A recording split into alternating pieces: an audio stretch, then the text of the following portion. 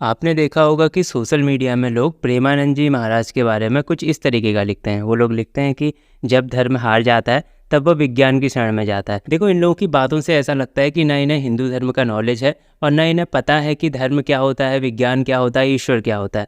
चलो, आज की इस वीडियो में मैं इसी बारे में आपको बताने वाला हूँ।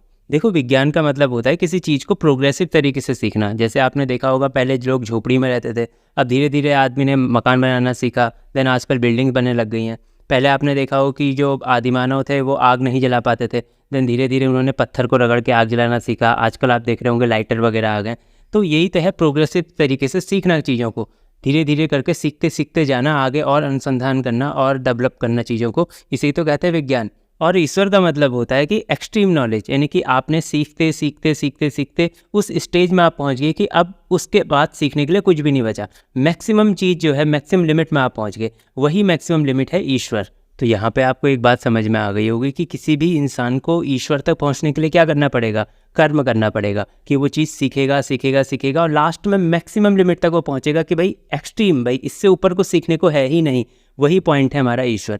आदमी वहाँ तक पहुँचेगा कैसे, ईश्वर के पास आदमी पहुँचेगा कैसे? कैसे पहुँचेगा? कर्म करके पहुँचेगा। बहुत सारे लोगों को ये लगता है कि भाई पूजा पाठ या कर्मकांड करके ईश्वर की प्राप्ति हो जाएगी और हमें कुछ भी नहीं करना।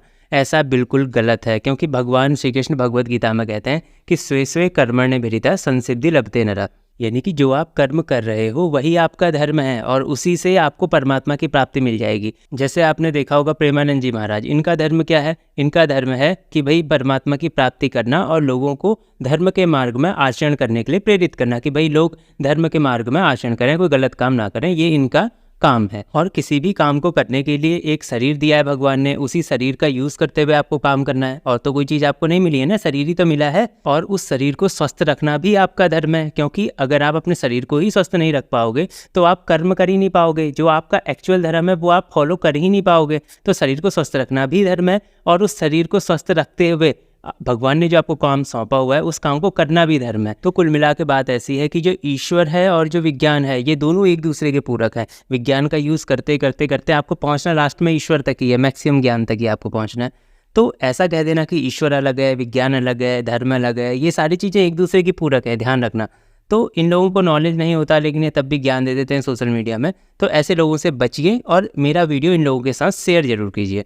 चलिए, मिलते हैं किसी अगली वीडियो में। अगर आपके कोई ऐसे ही सवाल रहते हैं धर्म के बारे में तो आप कमेंट बॉक्स में मेरे से पूछ सकते हैं।